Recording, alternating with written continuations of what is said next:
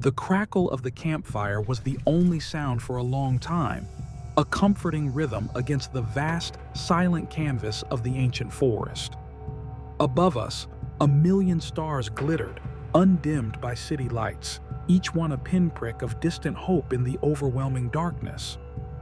Ben, ever the optimist, was humming some forgotten tune, poking at the embers with a stick, sending sparks dancing into the night. I, Alex, was wrapped in my sleeping bag, trying to convince myself that the rustling leaves were just the wind and not the countless unseen eyes of the wilderness. We had been coming to this particular spot, deep in the Blackwood Forest, since we were kids. It was our escape, our sanctuary, a place where the world's noise faded into nothing but the whisper of the wind through the pines. That night, though, something was different. The air felt heavy, charged with an unspoken tension that settled deep in my bones. We had hiked further than usual, pushing past familiar landmarks, seeking a truly untouched clearing, and we had found it. Too untouched, perhaps.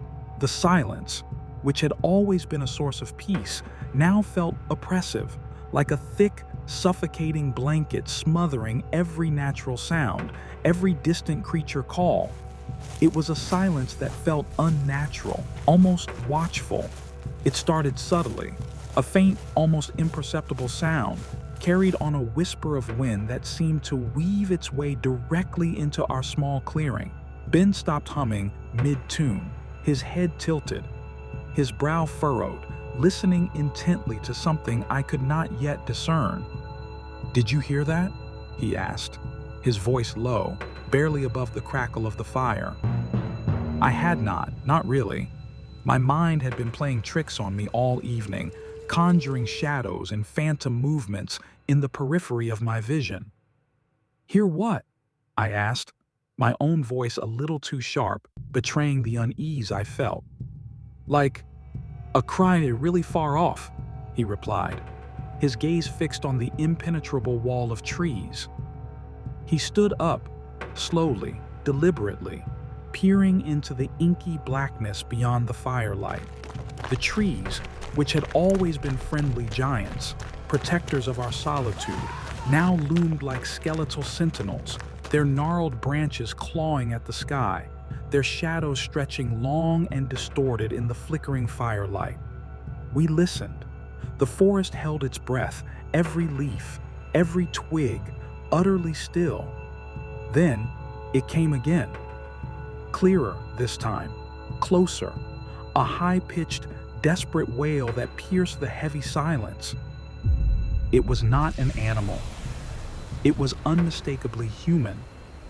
A child, perhaps, or someone in terrible, unimaginable pain. The sound sent a shiver of ice down my spine, a primal fear that resonated deep within me. My heart hammered against my ribs, a frantic drum beat against the sudden terror. "No," I whispered, pulling my sleeping bag tighter around me, as if its thin fabric could ward off the encroaching dread. "No way. It is too far. It is probably just an animal, a fox or something." I tried to rationalize, to dismiss the horrifying sound, but the conviction in my own voice was weak. Ben shook his head, his face etched with a concern that mirrored my own, but with a steely resolve I lacked. "That was not an animal, Alex. That was a person. Someone is in trouble." He grabbed his heavy-duty flashlight, its powerful beam cutting a weak, trembling swathe through the overwhelming darkness. "We have to go." "Go where?" "Ben, it is pitch black. We do not know this part of the forest. We could get lost, or worse." My voice was trembling uncontrollably now, a stark contrast to his sudden, unwavering resolve. My mind raced, conjuring vivid images of twisted ankles, hidden ravines, or something far more sinister lurking in the shadows, something with teeth and claws, or worse, something with malicious intent. The forest, which had always been our friend, our safe haven, suddenly felt like a hungry beast, its darkness a gaping maw. "We cannot just sit here," he insisted, his jaw set, his eyes burning with a fierce determination. "What if it is someone from another camp? What if they are hurt? What if they need our help?" He started walking towards the edge of our small clearing, the flashlight beam bobbing nervously, a beacon of fragile hope against the vast unknown. I hesitated, torn between my primal, overwhelming fear and the nagging, inescapable guilt of inaction. Ben had always been the one to rush in, the one who could not ignore a plea for help, no matter the danger. I was the cautious one, the planner, the one who saw all the potential dangers, the one who weighed the risks. But seeing him disappear into the suffocating darkness, a cold dread washed over me, a realization that I could not let him go alone. With a sigh that felt heavy with foreboding, a premonition of something terrible, I grabbed my own flashlight and followed, plunging into the suffocating embrace of the trees, leaving the comforting glow of our fire behind. The cries continued, sporadic but persistent, a haunting siren song guiding us deeper into the labyrinthine woods. They seemed to shift, sometimes sounding closer, sometimes further, playing cruel tricks on our ears, making it impossible to pinpoint their origin. The air grew colder, heavy with the scent of damp earth and decaying leaves.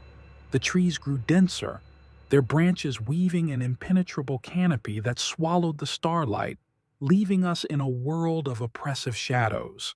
Every snap of a twig beneath our feet, every rustle of leaves in the unseen canopy above sent a fresh jolt of adrenaline through me, making my heart leap into my throat. "Hello?" Ben called out, his voice echoing strangely in the profound stillness, swallowed almost immediately by the dense foliage. "Is anyone there?" "We are coming." A moment of absolute silence followed, a silence so deep it felt like the world had stopped breathing. Then, from somewhere ahead, a faint, distorted echo. "Hello? Is anyone there? We are coming." My blood ran cold, turning to ice in my veins. It was not an echo. It was a perfect, chilling mimicry, a flawless imitation of Ben's voice, yet devoid of any human warmth. My flashlight beam wavered, dancing erratically across the tree trunks. "Ben," I whispered, grabbing his arm, my fingers digging into his sleeve. "Did you hear that?" He stopped dead, his body rigid, his face pale and stark in the beam of his light. "Yeah," he breathed, his voice barely audible. "It sounded exactly like me." The realization hung heavy in the air between us, a terrifying truth. The cries for help started again, but now they were different. They were not just desperate wails, they were familiar, too familiar. "Alex, help me!" a voice cried, sounding exactly like Ben, his tone filled with an urgency that was sickeningly real. "Ben, where are you?" Another voice responded, a perfect, terrifying imitation of mine, laced with fear and confusion. We froze, rooted to the spot, our flashlights sweeping wildly through the trees, their beams cutting frantic arcs through the oppressive darkness.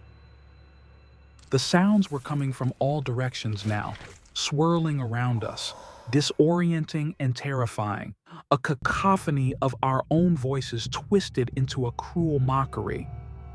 It was like a cruel, invisible choir, singing our deepest fears back to us, amplifying them 100-fold. "This is not right," I choked out, my voice barely a whisper, thick with terror. "This is not human." The words felt inadequate, hollow against the monstrous reality we were facing. "It is messing with us," Ben said, his voice tight with fear, but still trying to sound brave, trying to find a rational explanation.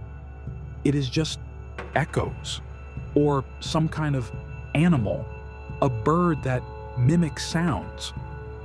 But his eyes, wide and darting, betrayed his words, reflecting the same profound horror that gripped me. Then, it repeated something I had just thought, a silent fear that had only existed in the confines of my own mind. a thought I had not uttered aloud. We are lost. The words, in my own voice, came from directly behind a thick oak tree, so close I could almost feel the breath on my neck, a cold, unseen presence.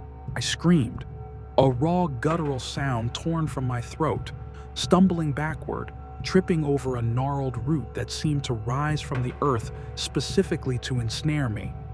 Ben pulled me up, his grip like iron, his strength a momentary anchor in the swirling chaos.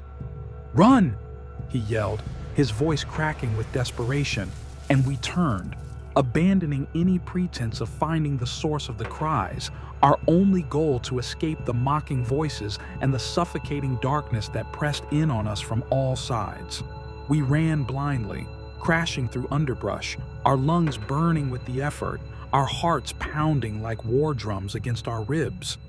The mimicked cries chased us, a relentless, horrifying pursuit, repeating our gasps, our panicked whispers, even the frantic rhythm of our footsteps. "Run! Run! Run!" they chanted, closer and closer, until it felt like they were running right beside us, unseen, unheard, but undeniably present, a malevolent force breathing down our necks.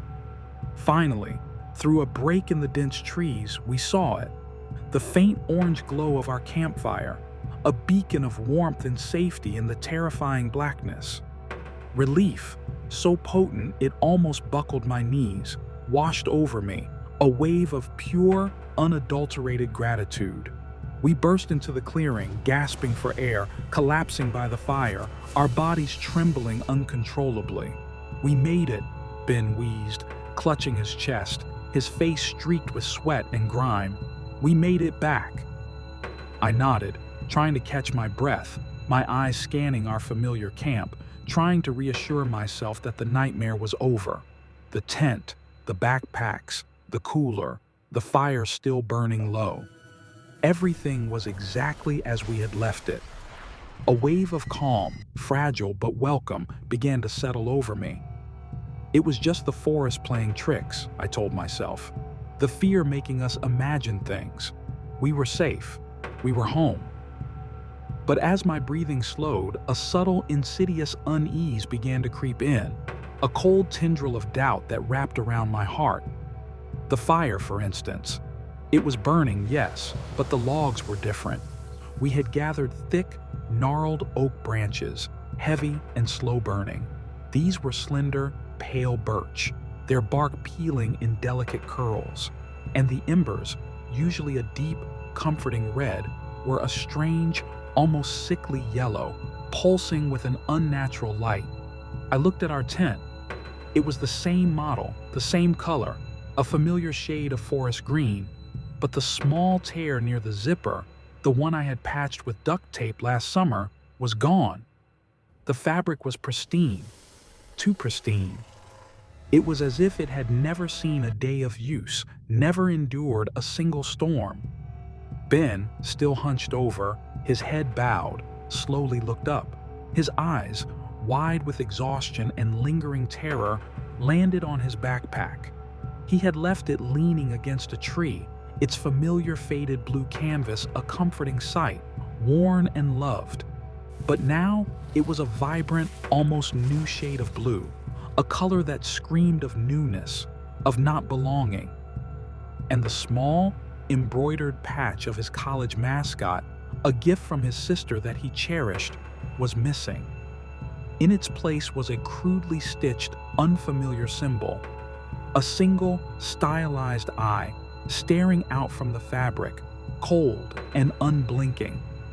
A cold, creeping dread began to replace the fleeting relief, a profound horror that turned my stomach to ice. I looked around, my gaze darting from one object to another, each one a familiar shape, yet subtly, terrifyingly wrong. My water bottle, a dented metal canteen that bore the marks of countless adventures, was now a sleek plastic one, smooth and unblemished. My hiking boots, caked with the mud from our long trek, were clean, almost new, sitting neatly by the tent flap. But they were not my boots. The laces were tied differently, in a knot I did not recognize, and the scuff marks, my personal history with them, were conspicuously absent. The air, which had felt cold and damp just moments ago, now felt strangely dry, almost sterile, devoid of the rich, earthy scent of the forest. The comforting aroma of pine and damp earth was gone, replaced by a faint metallic tang that prickled at my nose. Even the crickets, which had been chirping incessantly before we left, their chorus a constant background hum, were silent. The silence was absolute, heavier than before, a suffocating blanket that pressed down on us, a silence that felt like a judgment. Ben slowly stood, his eyes wide, fixed on his backpack, on that unsettling, stylized eye. He reached out a trembling hand, his fingers brushing against the unfamiliar symbol. His face was a mask of utter horror, a reflection of the dawning, terrible truth. "Alex," he whispered, his voice cracking, barely audible above the unnatural silence. "This is not our camp." The words hung in the air, a chilling pronouncement that sealed our fate. We stood there, side by side, in a clearing that was an exact replica of our sanctuary, yet utterly alien, a perfect copy with 1,000 subtle, horrifying flaws. Every detail was a perfect imitation, a cruel mockery of what we knew, designed to lull us into a false sense of security before revealing its true, horrifying nature. The forest had not just played tricks on our ears, it had twisted our reality, warped our very perception of home. We had run from the voices, only to find ourselves trapped in a nightmare of uncanny familiarity. The cries had stopped, but the silence that followed was far more terrifying, for it meant we were no longer being chased. We were simply here, and we had no idea where here truly was, or what awaited us in this meticulously crafted deception.